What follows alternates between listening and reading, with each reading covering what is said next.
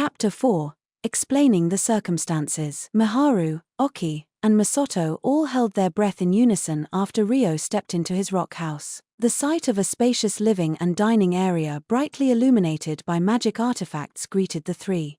In the corner of the room was a staircase that led to the second floor. "Please, have a seat on that sofa," Ryo said, then went to the kitchen alone and prepared several drinks and wet towels. Ryo's guests sat on the sofa nervously and looked around the room in wonder. "Here you are, you must be thirsty. There are seconds if need be, so don't hold back." Ryo handed them 3 metal mugs filled with iced tea. "Tea, thank you very much." Miharu gratefully accepted the drink. They had been walking through the arid grasslands with only a small amount of food and water rationed between them the whole time, so having the issue of dehydration solved was a huge relief. "Thank you, Haruto. I was really thirsty." "More, please," Masato said, having gulped down the drink before immediately requesting another with sparkling eyes. "Have a little restraint." "Geez," Oki muttered to Masato with an exasperated look. "It's fine. Seeing someone drink that enthusiastically makes it worth it. But your stomach will feel cold if you drink it too fast, so be wary of that. Or, there's hot tea instead," Ryo said with a smile, pouring iced tea into Masato's mug. "I'm sorry. My brother has no manners." "Thank you very much." Oki bowed her head timidly before putting her mug to her lips. Like the others, she was thirsty, too, and her mug was soon drained. Without a moment's delay, Ryo refilled her mug. Oki blushed with embarrassment and thanked him again, this time taking her time to enjoy the flavor. Meanwhile, Miharu was watching Oki and Masato eagerly drink their tea with a smile on her face, before bringing her own mug to her mouth. After everyone replenished themselves and took a breather, Ryo looked straight at Miharu, who sat across from him. "Can you tell me why the 3 of you were in a place like that?" he asked. The 3 of them looked at each other before Miharu answered on the behalf of the other 2. "Actually, we don't even know ourselves. We just found ourselves standing in a field with no idea as to what was going on." "I see. So that means you don't know where you are, right?" "Yes, I have no idea." Where exactly are we?" "The Straw region in the continent of Euphelia. If I told you you were in a field near the border between the kingdoms of Galark and Centostella, would that ring any bells?" "They're all names I've never heard of before." "We're not in Japan, are we?" Miharu asked with all her remaining hope, her expression darkening with worry. "Unfortunately not." Ryo shook his head apologetically. "Then where are we?"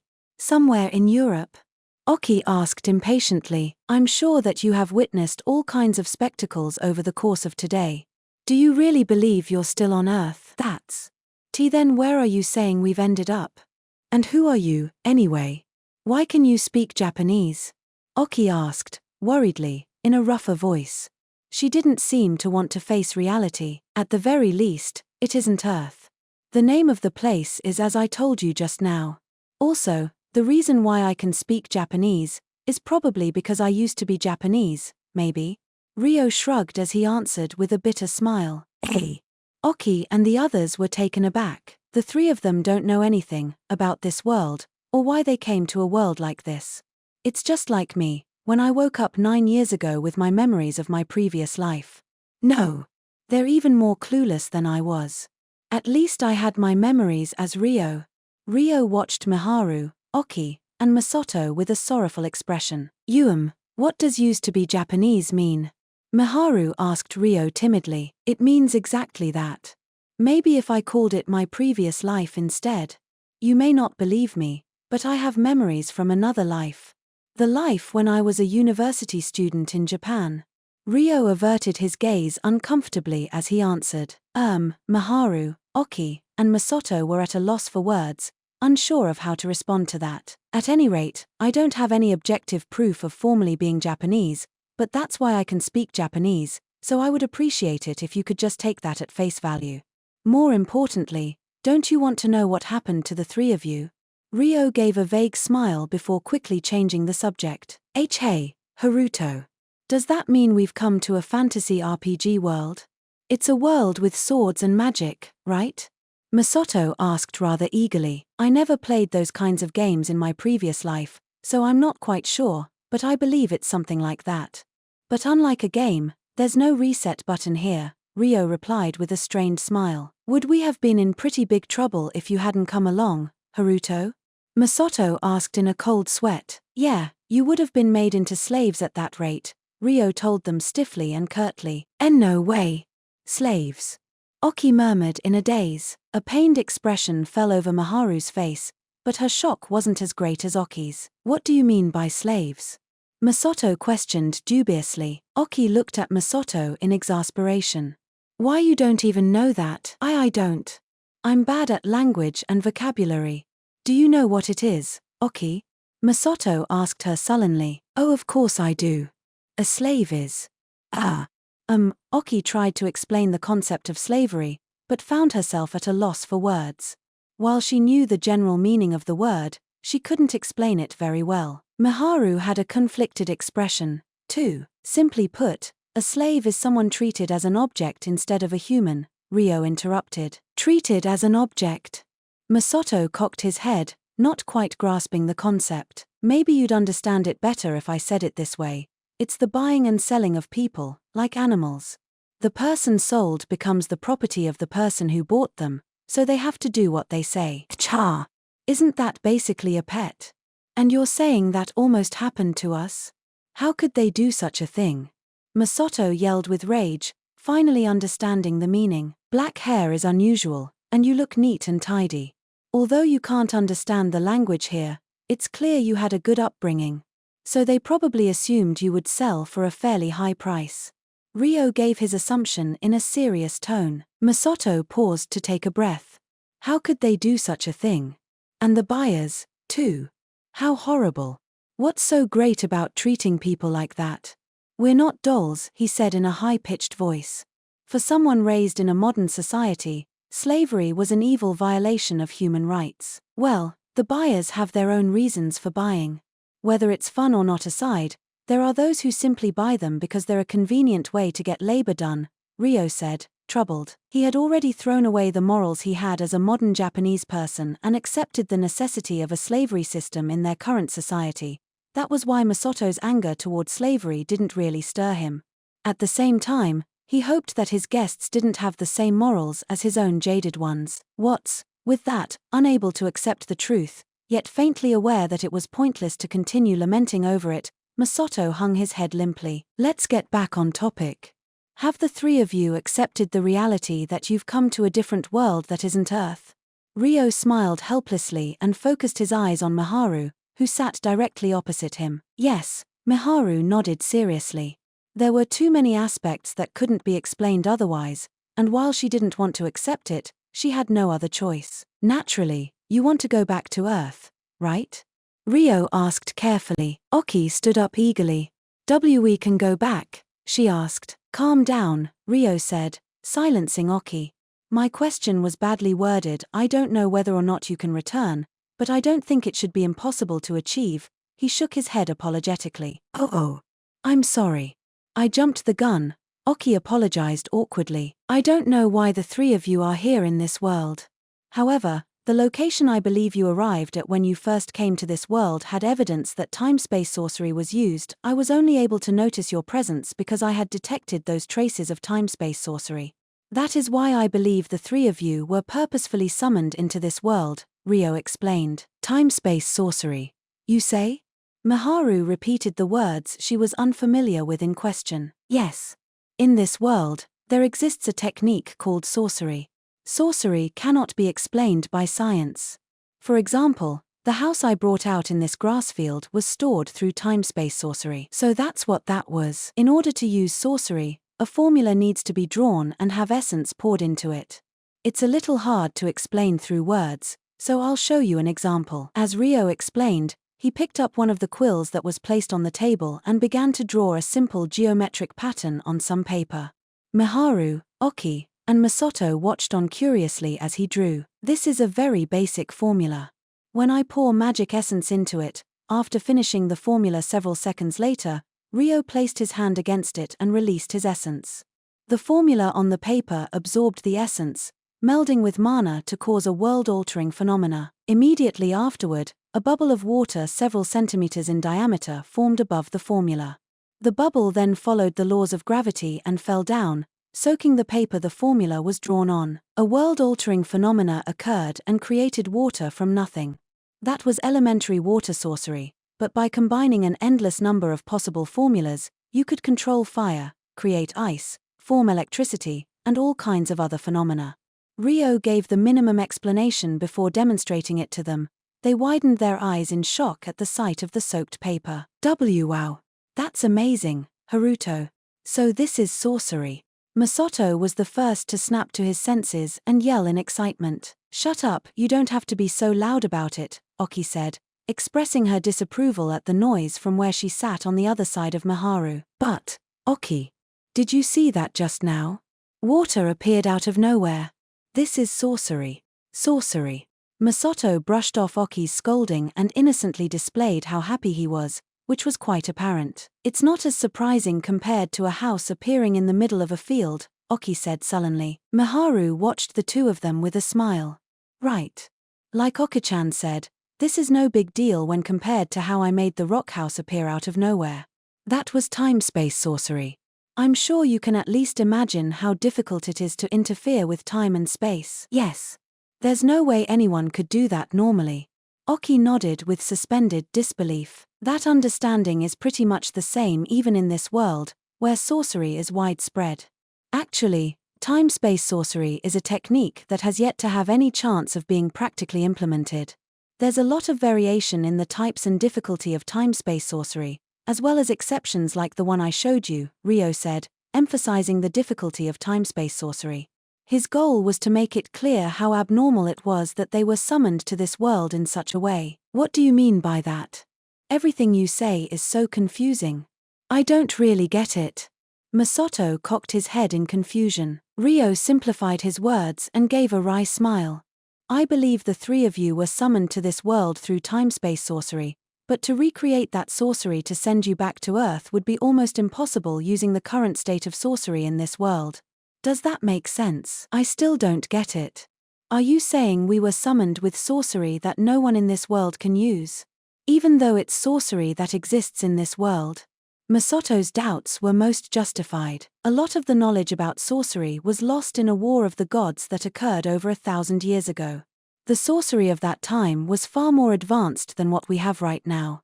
I believe the time-space sorcery that brought the three of you to this world was from that time, Ryo replied, feeling impressed at how direct Masato's question was. A war of the gods? I see. If that's how it is, then I can understand. Masato seemed to be excited about something. Oki sighed. You enjoy things like that, after all.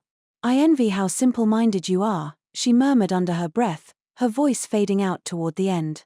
While it wouldn't have been hard to believe all of this back on Earth, here, her brain was finally feeling tired. Maybe we should stop here for now. The more complex stuff can be dealt with step by step later. Ryo realized with a wry smile that the most adaptable person in this group might just be the youngest, Masato. For now, that's all I have on the reason why I think the three of you were brought to this world. With no obvious clues, we'll have to dig further to find any evidence about how you can go back to Earth. Do you have any questions? He asked, wrapping up their discussion. Actually, just before we came to this world, we were in a group of 5. Do you know if there are any traces of the other 2 being nearby?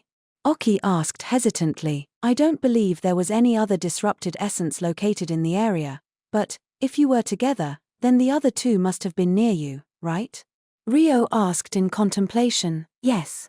We were meeting up together after school and were just standing around and chatting. Did anything abnormal occur? If time-space sorcery activated, then it would have looked like the air was being distorted. Oni-tan. I was talking to my brother when it looked like he suddenly distorted, right before my eyes, Oki answered slowly, thinking back to her memories. Your brother. For a moment, Ryo's heart skipped a beat thinking she was talking about him, but immediately realized they were children from his mother's remarriage. I was talking to an upperclassman named Satsuki when she looked like she distorted.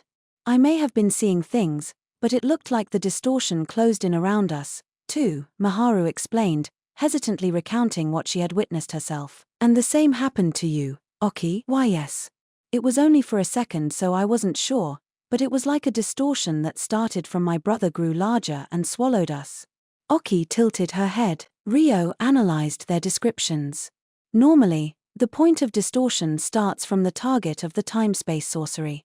Based on what these two have said, the sorcery was activated separately, with this Satsuki person and Oki's brother as the focus point, he thought. If it's exactly as Maharu witnessed, then I believe there's a high chance that those two were also summoned into this world through time-space sorcery, Ryo concluded. Oki's expression brightened immensely.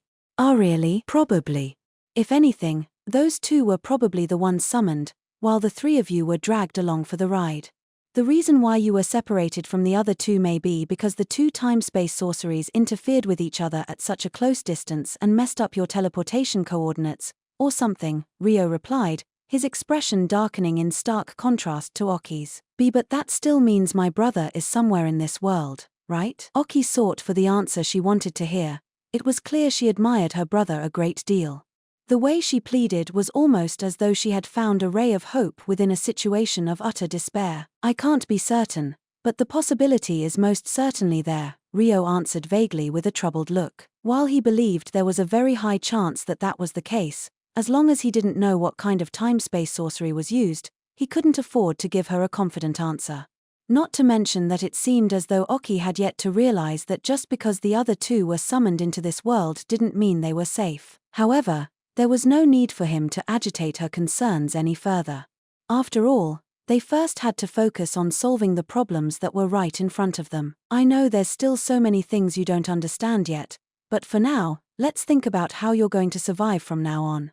I will help you as much as I can, so you can leave all your food and shelter needs to me for now and focus on learning the language and knowledge of this world. Ryo pulled together the biggest smile he could muster. Are you sure? Maharu asked timidly. She carefully watched Ryo's face. No matter how optimistic she tried to be, it was impossible for them to live in this world without knowing the language. In order to survive, they had to rely on Ryo. Maharu had actually planned on requesting his assistance herself, but she was more than aware of how shameless the proposal to raise 3 strangers was, so she had been finding it difficult to approach the topic and bring it up. Yes. There is one condition I'd like you to follow, though, so as long as you abide by that, Ryo said in a light tone to avoid making them feel wary. A condition? There's no need to be nervous about it. It's just that I'm a bit of a peculiar individual, with my memories of my previous life and all.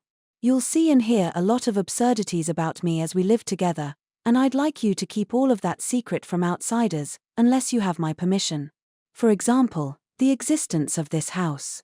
However, if it seems like your safety will be put in danger, I won't mind if you divulge any information. What do you think? Maharu was rather taken aback. Is that all? Are you sure? You'd be looking after 3 people. All the burden would be on Ryo this way, with practically nothing asked of Maharu, Oki, and Masato. The proposal was far beyond anything Maharu and the others could have hoped for, when they had no other choice than to rely on Ryo. The one-sidedness of Ryo's charity made a seeping feeling of shame crawl over them. Correct. Do you promise to abide by my condition? Why yes. We swear it. I will do everything I can to return this debt one day, so please take us into your care. Thank you very much, Maharu said with a pained expression, bowing her head low before Ryo. Please. Beside her, Oki and Masato followed her lead and lowered their heads, too. Ryo shook his head. Then, it's been decided. Please raise your heads. I'm sure we must all be getting hungry by now, right? Let's leave the details for later and have some food first. I'll prepare it now. Does anyone have any requests? He said brightly, wanting to move beyond the heavy atmosphere. I can help. I know the favorites of the other two, and I'm pretty good at cooking, so I'd like you to leave the cooking to me from here on out. Maharu offered without missing a beat. Then, could you please? Ryo asked hesitantly. Yes, I'll do my best. Maharu clenched both her fists, fired up with motivation. Then I'll help, too. Oki offered in a fluster. Masato interrupted her. Stop it, Oki. Didn't you turn the Hamburg steak last time into ash? Shut up. That was just a coincidence. And anyway, brother said it was delicious, Oki objected with a sullen pout. Yeah, no.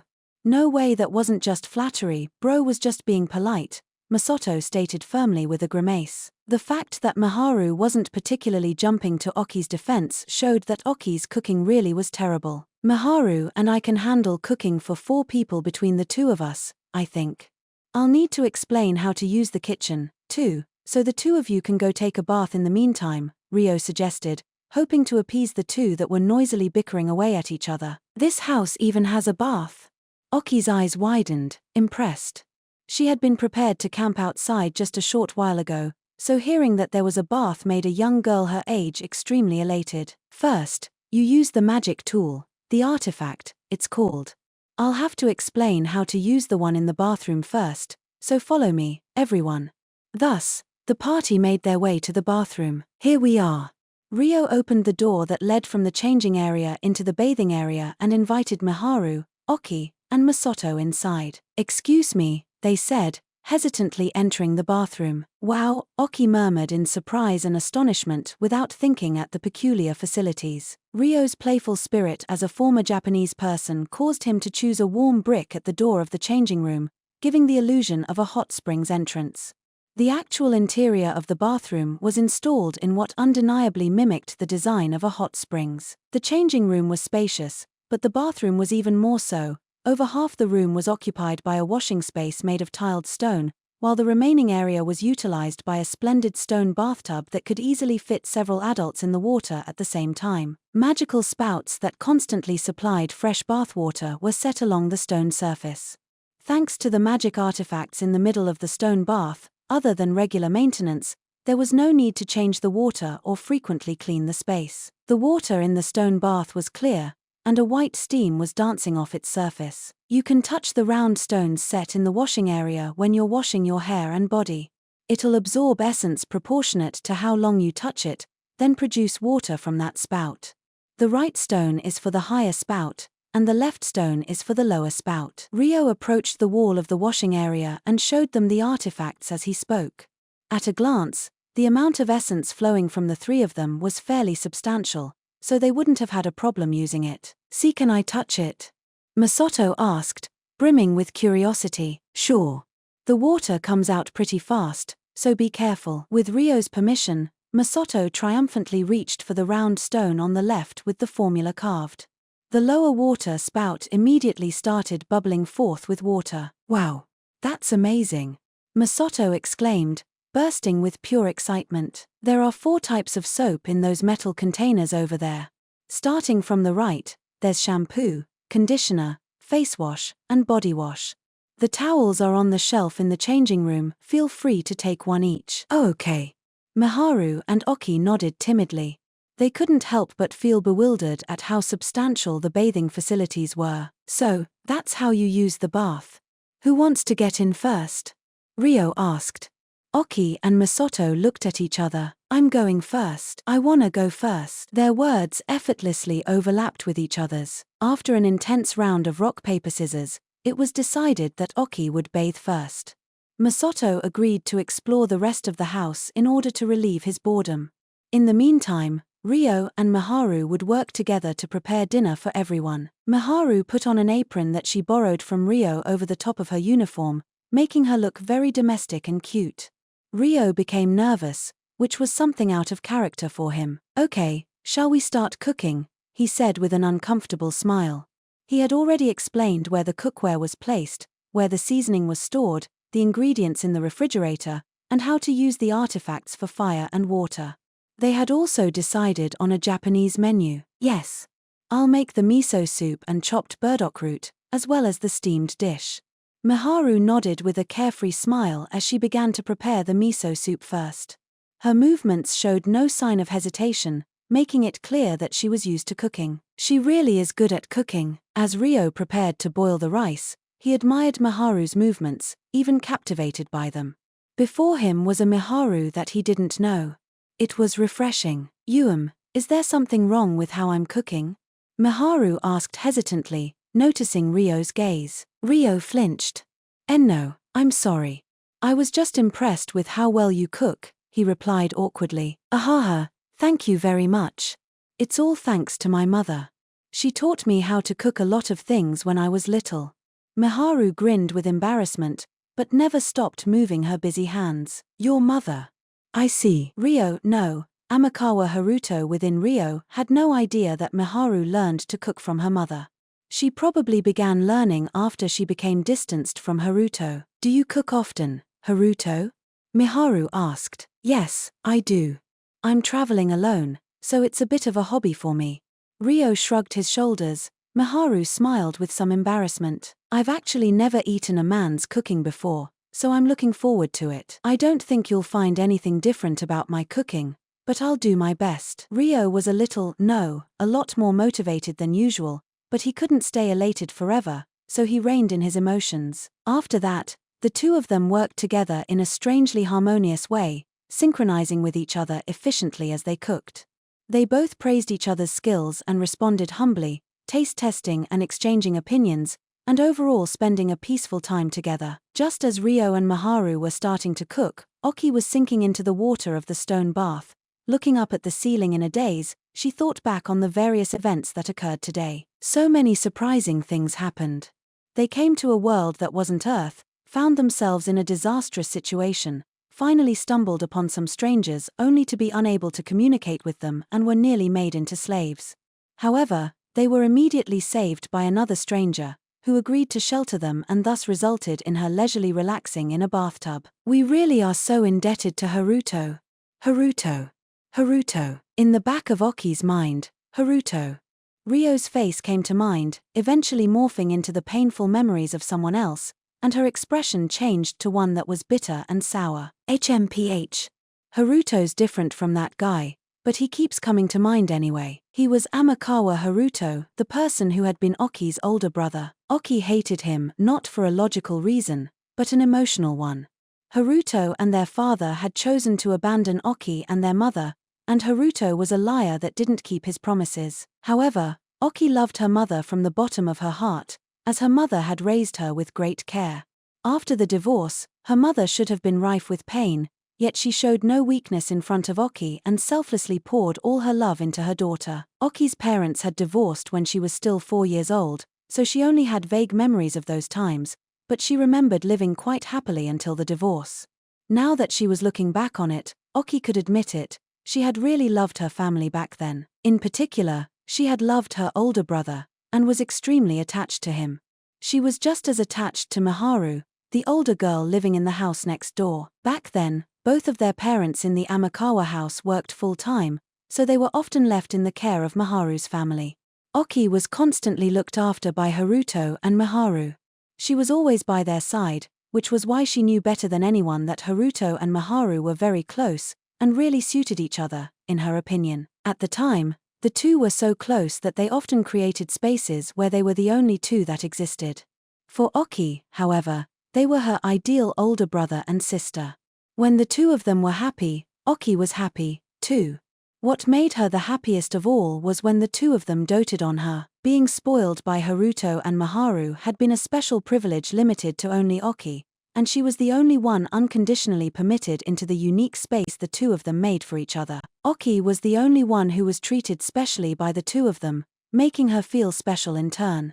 It made her truly happy, and so, Oki had begged Haruto and Miharu that the three of them would always stay together, and the two of them swore to keep Oki by their sides even when they grew up. Haruto promised to not only protect Miharu, but Oki, too.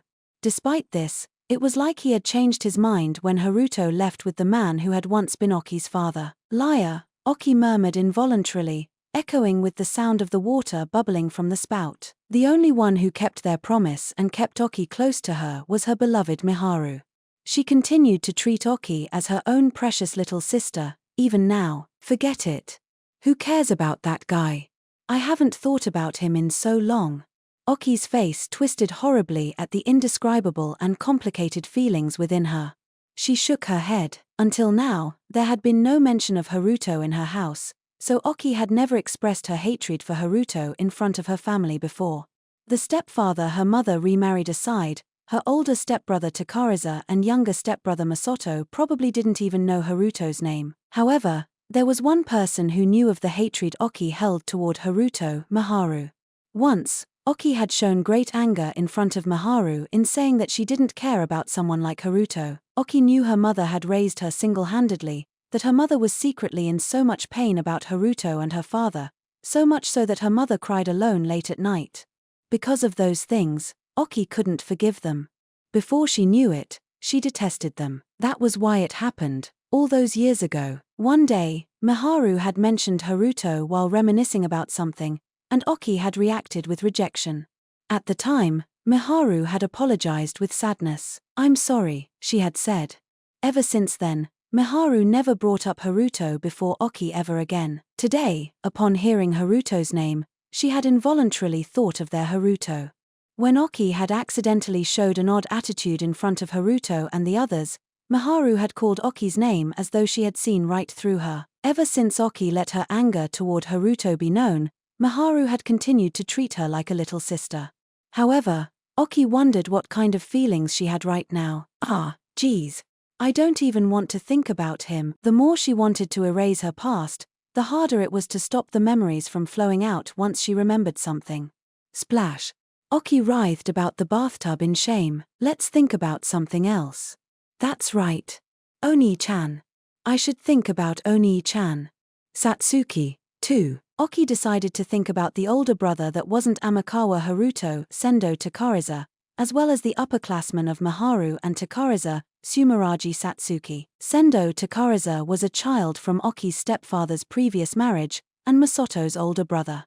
He was turning 16 years old this year, the same age as Maharu.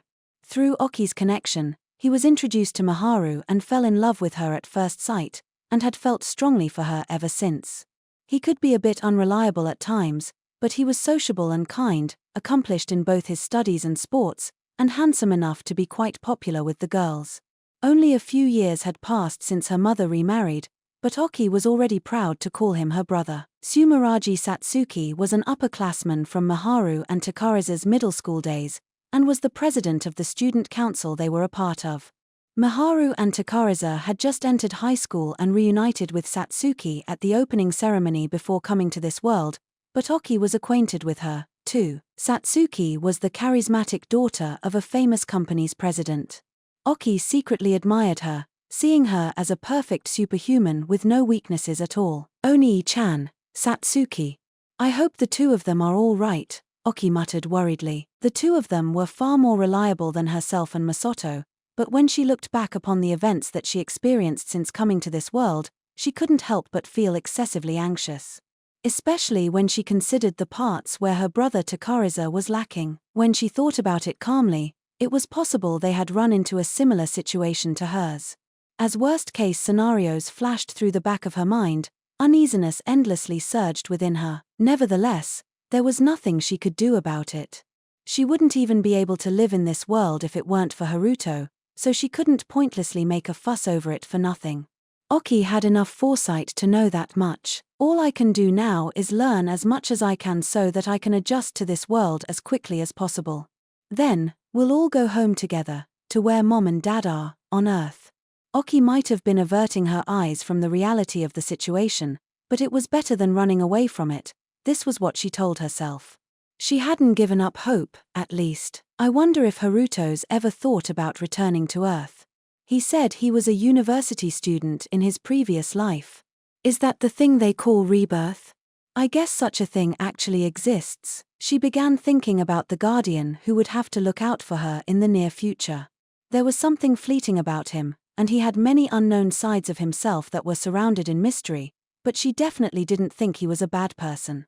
If anything, he was too good of a person. His personality was calm and polite, his face was pretty and well-refined, and he was very reliable. She couldn't see any faults in him so far.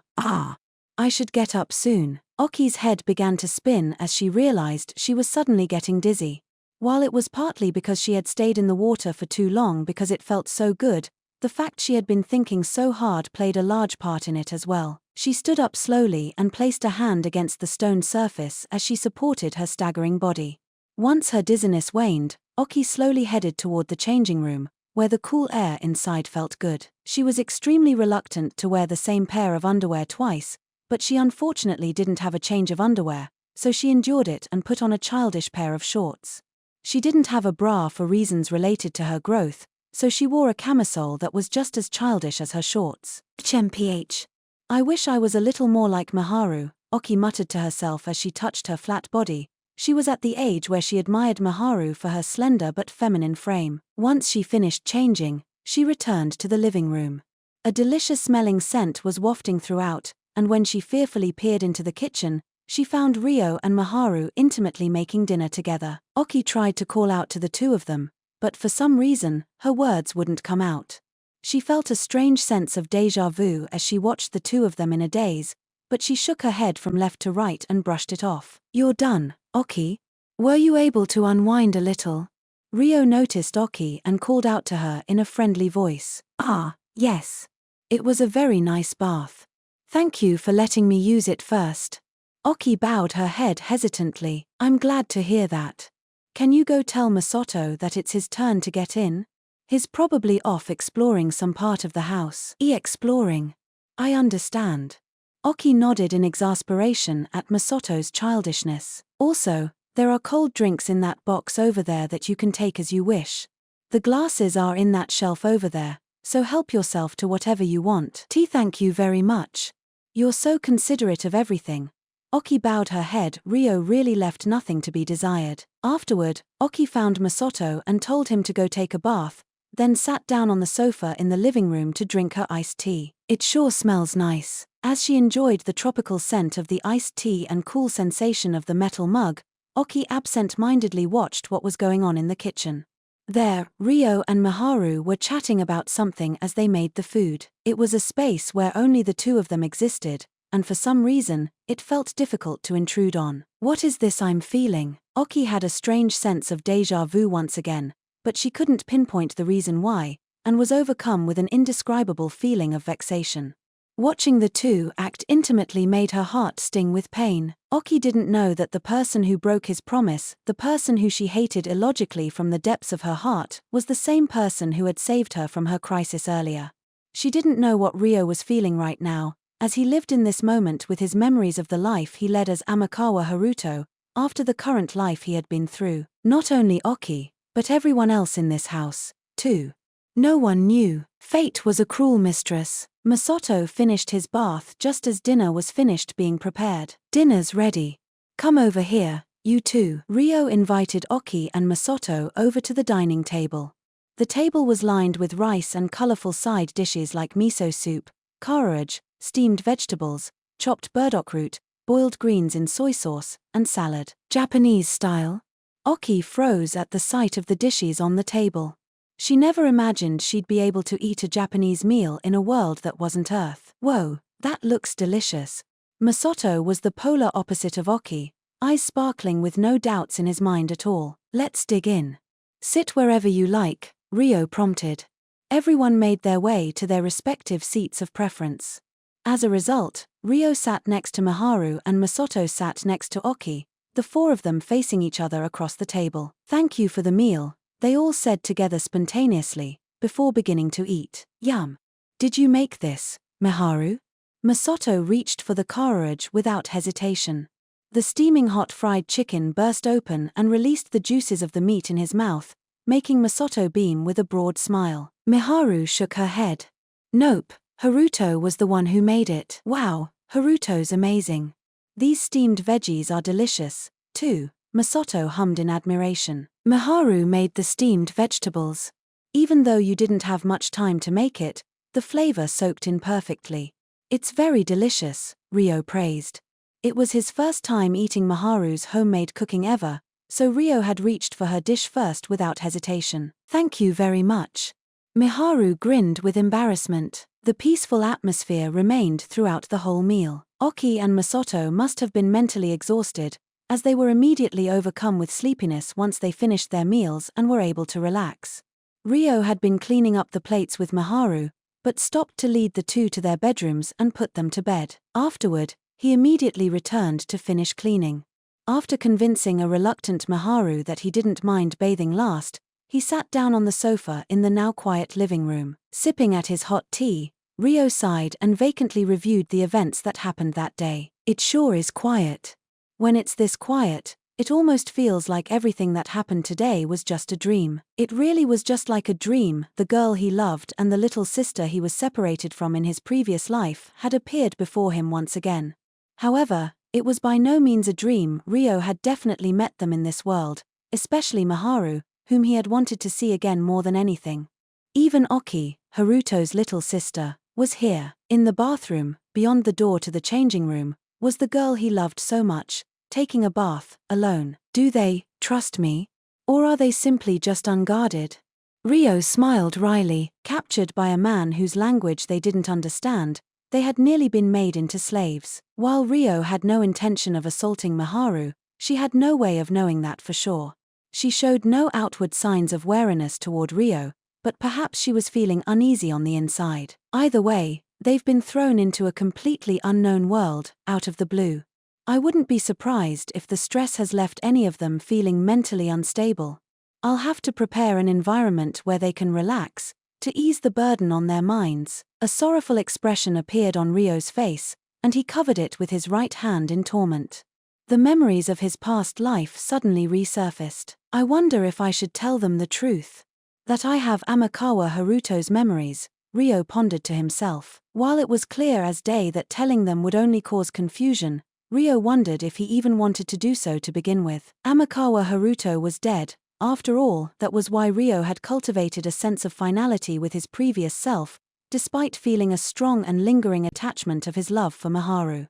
That is, he was almost able to let Haruto go, until Miharu appeared before him in the same form as the last time Haruto had seen her. Honestly, there was no denying that he had nearly succumbed to his inclinations, that perhaps the idle youth he had spent as Amakawa Haruto could be done all over again. There was a part of him that felt happiness in his reunion with Miharu, looking forward to spending time together even for a short while. However, it was suffocating at the same time, because Ryo considered himself to be a person that could never turn back. He couldn't turn back. He had said goodbye to his weakened self, the one that kept running away from a painful reality, in his parents' homeland. He had decided that he would get his own hands dirty, if necessary, and search for someone that might not even be alive anymore. If he was alive, he'd kill him. Ryo had changed. Amakawa Haruto's naivety was gone. As a matter of fact, he didn't even know if he really was Amakawa Haruto anymore. The fact that he had vague memories in his mind was the only proof he had that he still was Haruto. Today, he had killed someone for the first time in his life.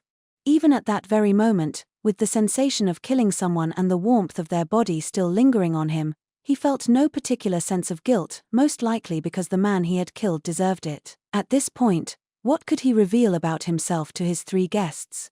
Would he tell Miharu that he had the memories of Amakawa Haruto, then confess his undying love to her? What if Miharu had someone she loved, and therefore rejected him?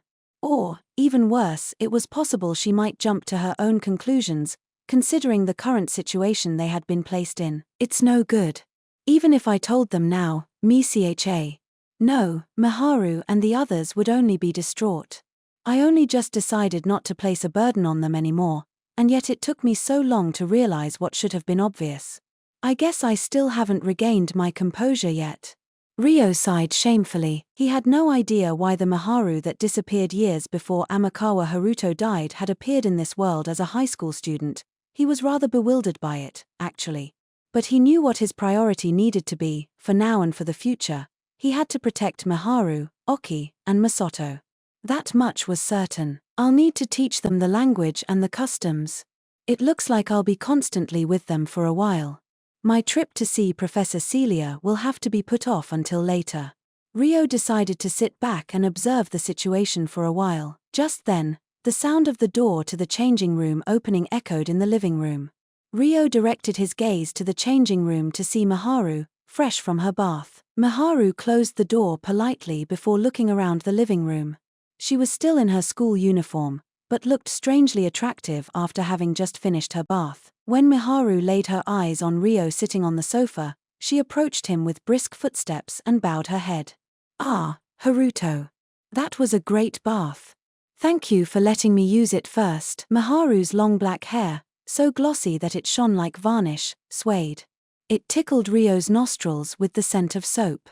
Ryo felt his heart leap in his chest, then shook his head as though dismissing it as a figment of his imagination. Don't worry about it.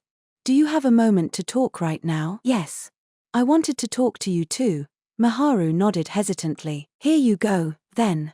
Ryo poured iced tea into an empty mug and offered it to Maharu. Maharu was feeling thirsty after her bath, so she brought the mug to her mouth softly and smiled happily. Thank you. It's delicious. Ryo immediately refilled Maharu's mug with more iced tea. Would you like to go shopping tomorrow? He asked. Shopping, you say? Maharu cocked her head, her expression blank. Yes.